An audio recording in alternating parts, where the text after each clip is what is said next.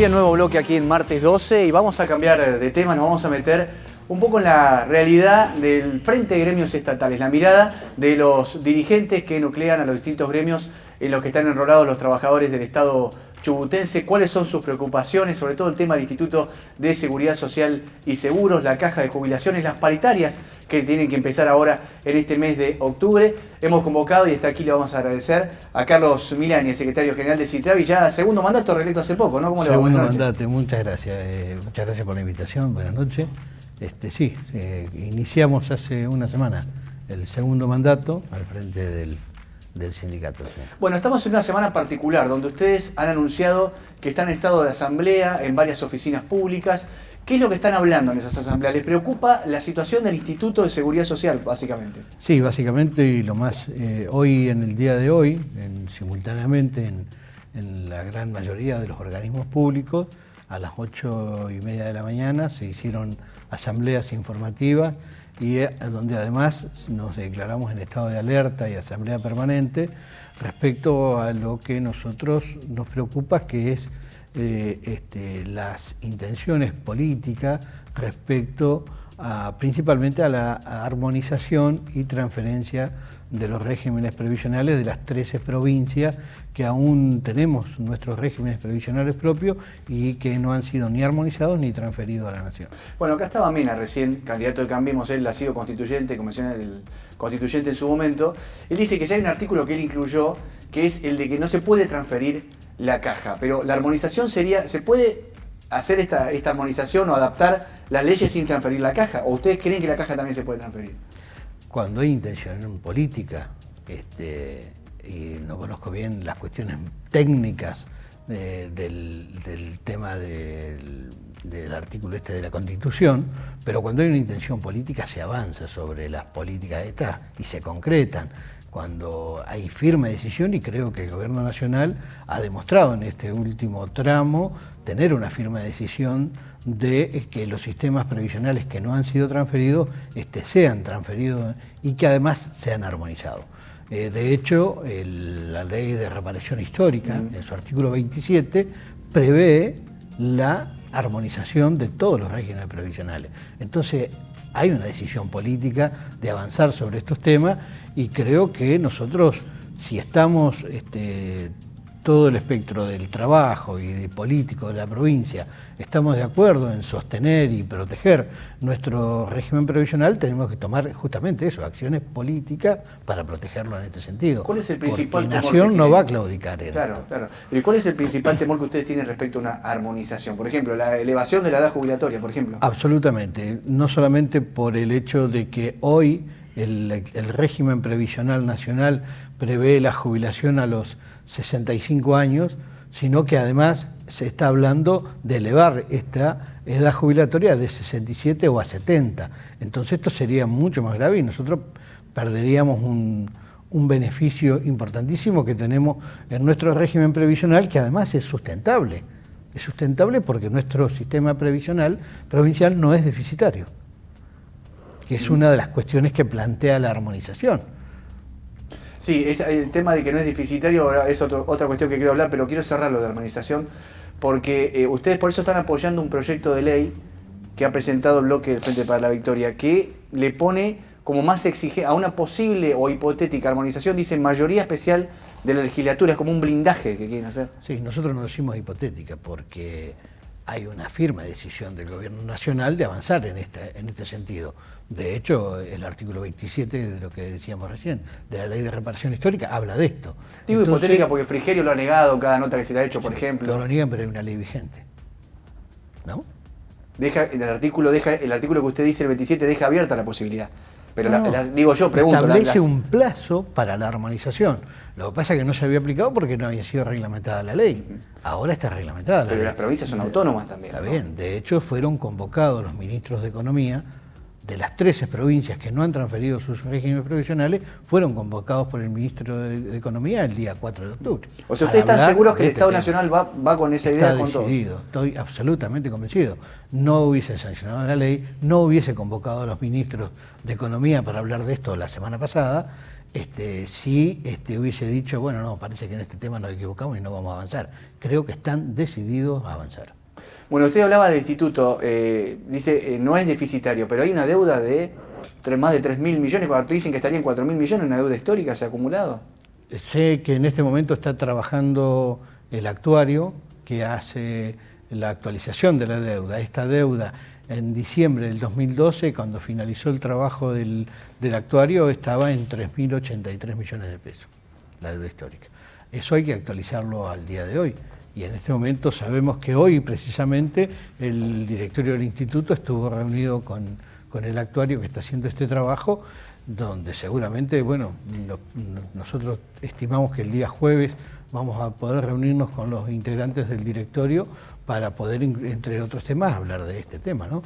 Entonces, si el instituto, que hoy no es deficitario en su régimen previsional, además es acreedor de una deuda por parte del Estado provincial de esta magnitud, que debe ser actualizada a 5 años, que lleva ese valor de 3.083 millones de pesos, porque estamos seguros de que el sistema no es deficitario. Si el instituto puede hacerse de esos fondos, va a ser menos deficitario aún. ¿Cómo haría? Digo, porque si no se pagó cuando el barril de petróleo estaba en las buenas épocas, hoy por hoy que están juntando puchito a puchito para pagar los sueldos, ¿cómo, digo, ustedes todavía tienen la esperanza de que se pague esa deuda? A corto plazo, digo. Yo no sé si pagarse en su totalidad a corto plazo, pero es el respaldo que tiene el sistema previsional porque es acreedor de esa plata, ¿no? Creo que el Estado no puede negar. Hoy, a lo mejor hace unos años atrás, cuando se planteaba, o algunos de los sindicatos planteábamos, el Frente mismo de gremios estatales, planteábamos el tema de la deuda previsional del Estado provincial con el instituto, algunos hasta ponían en duda que existiera una deuda. Hoy nadie lo pone ni siquiera en duda, la deuda existe. Y esto es un respaldo económico y financiero que tiene el régimen previsional, del cual somos acreedores los trabajadores. Bienvenido, Carlos. Retrasado feliz día del trabajador vial, ¿no? Fue la semana pasada. Desde el gobierno provincial niegan esta posibilidad. Cada vez que uno les pregunta. Ahora, para usted esa negativa no les es suficiente, digamos, no alcanza, no le creen. No hay garantías porque ante la posibilidad de una ley que garantice la no transferencia al sistema y la no armonización, no dan quórum para que se trate. Si estuvieran decididos a no avanzar sobre este tema, asistimos, sancionamos la ley y ya está. A mí me dicen en el oficialismo que en realidad no están tan en contra de ese proyecto, el de la armonización, sino del otro, porque son dos que van a la par, que es el de establecer un interés mucho mayor al Estado provincial si no deposita hasta los 5 días hábiles posteriores al pago de haberes lo que corresponde al instituto, ¿no? Es ese otro proyecto. Sí, esa es una ley para proteger no solamente el tema previsional, sino más que nada la obra social. Recordemos que hace muy pocos días atrás los servicios estuvieron cortados por parte de algún sector de los prestadores de la obra social porque no se le habían abonado las prestaciones. Y lo que queremos asegurar es eso, que el aporte que los trabajadores hacemos para el sostenimiento de la obra social estén a disposición del instituto para que pueda hacer frente a las erogaciones del pago de las prestaciones que hacen los trabajadores. Sí, eso igual podría ser leído como un apriete de los bloques opositores, ¿no? Para el tema de los pagos, ¿no? Lo entienden de esa manera en el gobierno, claramente. Pero además son dos proyectos individuales. Sí. Se los ha presentado como un paquete de proyectos que tienen que ver con el instituto los dos, pero sí, es cierto que son dos proyectos. Carlos, usted hablaba al principio de un estado de alerta en los gremios estatales por esta razón. Líneas de acción hipotéticas que tengan para frenar esto, o sea, el escenario para ustedes es que esto es decisión tomada y que va a llegar. Ese es el escenario, ¿no es cierto? Sí, ¿líneas de acción? Seguir insistiendo con la instancia legislativa de proteger nuestro sistema. Tienen que darse los pasos que tienen que darse. Nosotros apelamos a que los diputados que aún no han firmado los despachos de comisión lo hagan, porque y que además se trata en el recinto. Las leyes que nosotros presentamos que van a asegurar para todos los trabajadores del Estado que el régimen previsional no va a estar en riesgo como lo está hoy. A la situación que hoy está en riesgo. ¿Ustedes ven? Sí, Claro. porque, insisto, hay una firme determinación política del gobierno nacional de avanzar en este tema. Y la resistencia del gobierno provincial es floja. Va, la mirada que tienen ustedes, ¿no? La mirada que nosotros tenemos es que no es decididamente de decir vamos a hacer lo que tengamos que hacer para defender el sistema. Lo dicen, lo expresan, pero no lo concretan. El discurso está. ¿Y ese proyecto de ley cuándo ingresó? ¿Desde cuándo está? Desde la semana pasada. Hay que esperar a... Que no hubo sesión, digamos. Que no hubo sesión. No hubo sesión el martes, no hubo sesión el jueves. Esta semana no hay sesión, tendremos que esperar la semana que viene. Claro. El instituto, las autoridades del instituto dicen que igual de acá a un mediano plazo hay que rever toda la ley que maneja las jubilaciones en la provincia. Que en algún momento los números no van a cerrar si esto sigue como viene hasta ahora. Sí, lo dijo acá el doctor López. Claramente, sí. Nosotros, Leandro González. Claro. González, perdón. Podemos compartir ese criterio, pero no hay que relajarse en esta situación. Alguna vez, por no haber prestado demasiada atención y haber dejado que algunas cosas sucedieran, nosotros tuvimos la AFJP que dejaron déficits terribles en el sistema previsional argentino, tal es así que justamente uno de los sectores afectados fue el sector vial, porque a raíz de lo que sucedió con las AFJP, su instalación en su momento, cuando hubo que sostener los jubilados que ya estaban dentro del sistema del ANSES como jubilados, las vialidades argentinas perdieron el impuesto al gasoil para poder sostener el sistema previsional argentino. Sí. Y eso le costó a las vialidades de todo el país, a plata del año pasado, algo así como 15.000 millones de pesos anuales. Bueno, para meternos en otro tema... Usted no le iba a preguntar, habló justo del Trabajadores Viales y Claro. octubre y frente a gremio estatal le tenemos que hablar de paritaria, así que era el tema que está ahí vigente. Yo creo que ATECH ya pidió fecha, ATE ha pedido lo mismo. Exacto. Sí, cuando firmamos el acuerdo salarial del mes de abril de este año, se estableció que, de ser necesario, nos volveríamos a sentar en el mes de octubre para revisar la pauta salarial del año. Lamentablemente, los números de la inflación indican que es absolutamente necesario que nos sentemos a conversar cómo vamos a, por lo menos, recuperar el salario en función de lo que va a ser la inflación de acá a fin de año.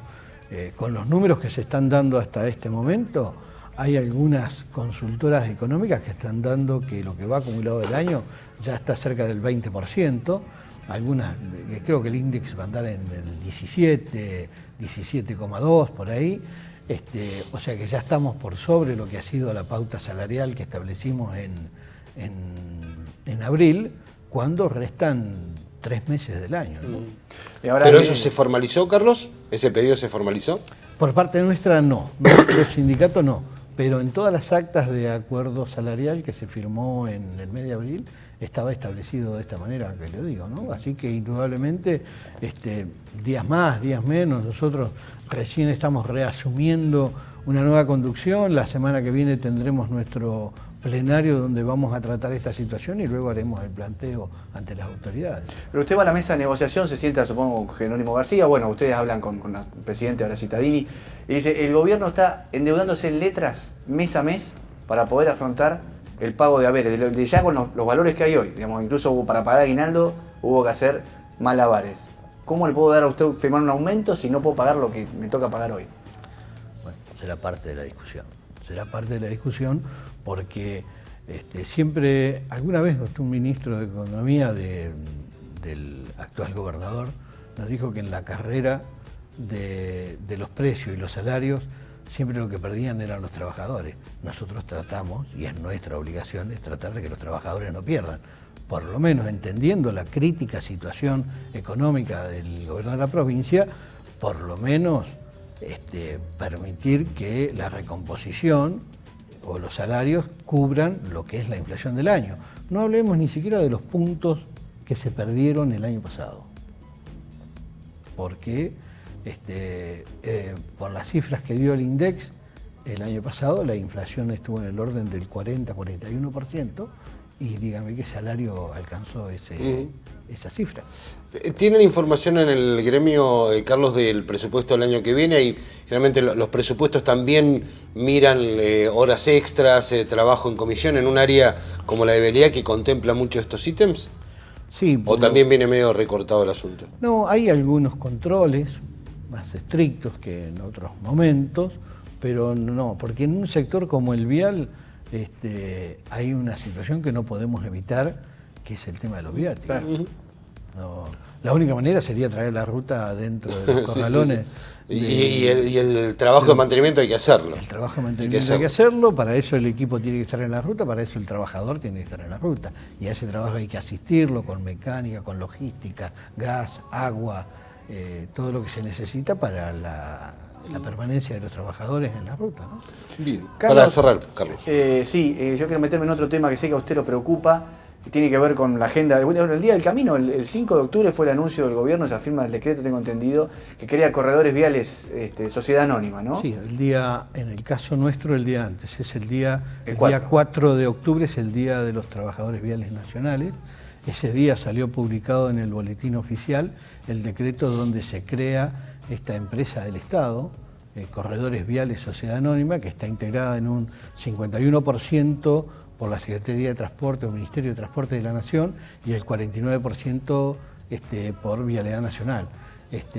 Y aclara en sus artículos que no se va a regir por las leyes de procedimiento administrativo ni por las de contrataciones para el Estado y que sus trabajadores se regirán por las leyes de carácter privado. Lo que nosotros entendemos es una virtual privatización de vialidad, porque ¿cuál sería el sentido de crear una empresa paralela a Vialidad Nacional con las mismas funciones y obligaciones que tiene hoy la Dirección Nacional de Vialidad todo en el ámbito de la actividad privada? Menos el convenio. Con fondos públicos. Menos el convenio, digamos. Todo menos el convenio. No. Además, las leyes que van a controlar el funcionamiento de esta empresa que se creó no son las leyes que el Estado tiene para el control de las obras públicas. O sea, es una entrega absoluta de las obras en manos de los eternos dueños de las empresas que se han repartido las obras con plata del Estado, pero ni siquiera van a tener ningún tipo de control. Bueno, si yo me pusiera en la palabra del Gobierno Nacional, podría decir, bueno, cuando la Vialidad Nacional era, o sigue siendo, bueno, pero históricamente en los últimos años tampoco se hacían obras, habían inversiones millonarias y el control donde estaba, porque se ha comprobado que plata bajaba y las obras no se ejecutaban, ¿no? Bueno, acá la doble trocha es un triste ejemplo que tenemos. Sí, tenemos el triste ejemplo de la trocha, lamentablemente, pero también es cierto que hay muchas obras que se han ejecutado y se han ejecutado bien, con los controles que el Estado hace a través de sus inspectores. En el caso de vialidad provincial, los controles existen, están permanentemente. Imagínense, cuando una empresa, nosotros ya tuvimos esta experiencia con los planes que en la década del 90 generaron dentro de Vialidad Nacional sin controles. Ejemplo claro, Esquel-Lepá, Aeropuerto Esquel-Lepá. ¿No se hizo? Años de trabajo, de mantenimiento, y la ruta fue siempre un desastre porque no tenía control. No había nadie que inspeccionara el trabajo que se hacía. Me ha tocado personalmente pasar en algún lugar que estaban tirando asfalto cuando estaba nevando.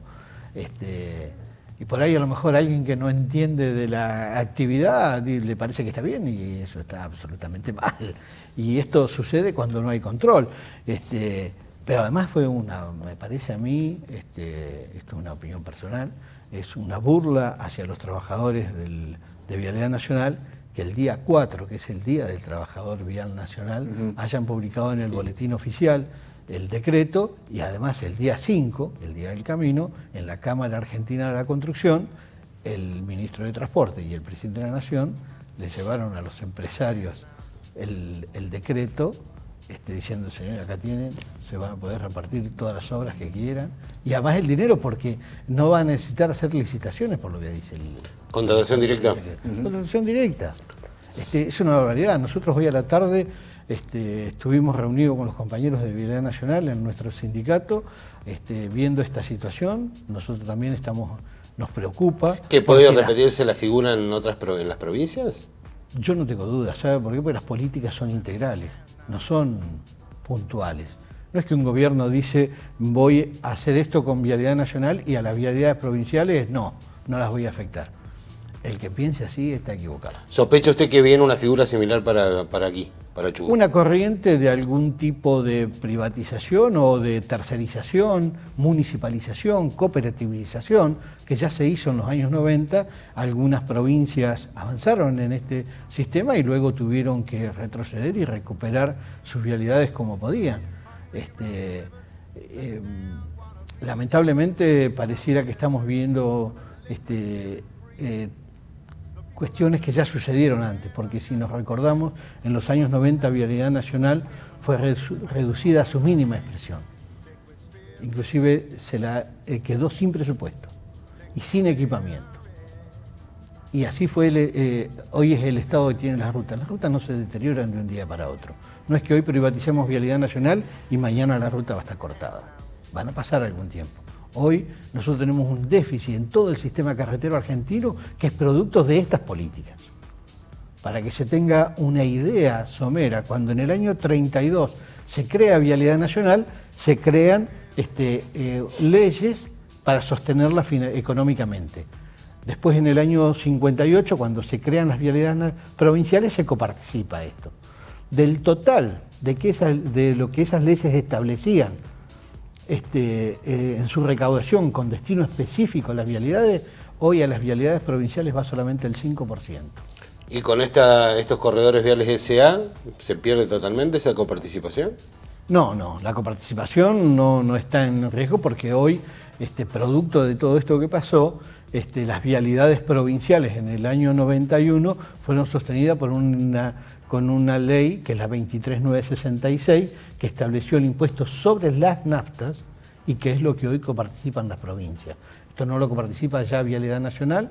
El impuesto al gasoil, como les decía antes, fue destinado, se lo sacó del destino que tenía para las vialidades, ya sean nacionales o provinciales, y fue destinado al Fondo Integrado de Jubilaciones y Pensiones, y hoy es intocable, porque si tocamos eso dejamos de pagar la jubilación. Totalmente. ¿Vamos a cerrar?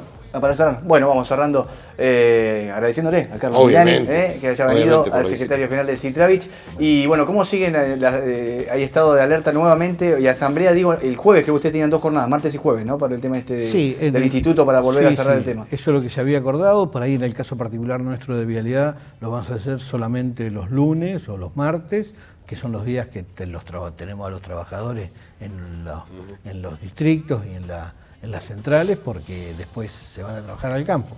Pero es una cuestión muy particular nuestra. Esperando la legislatura sería, ¿no? Sí. Esperando... Atento a lo que suceda en la legislatura. Vamos a tener esta reunión que vamos a tener el día jueves con los integrantes del directorio del instituto para ver cuáles son las cuestiones pormenores del instituto, ya sea en el tema previsional y de obra social, y seguir atentos a cualquier evolución que estos temas puedan tener, porque son de tremenda preocupación para todos los trabajadores del Estado. Perfecto. Gracias, Carlos. Así pasaba Carlos Milani, el secretario general del Citravich. Nosotros vamos cerrando este nuevo bloque aquí en Martes 12 y nos vamos preparando para jugosos comentarios.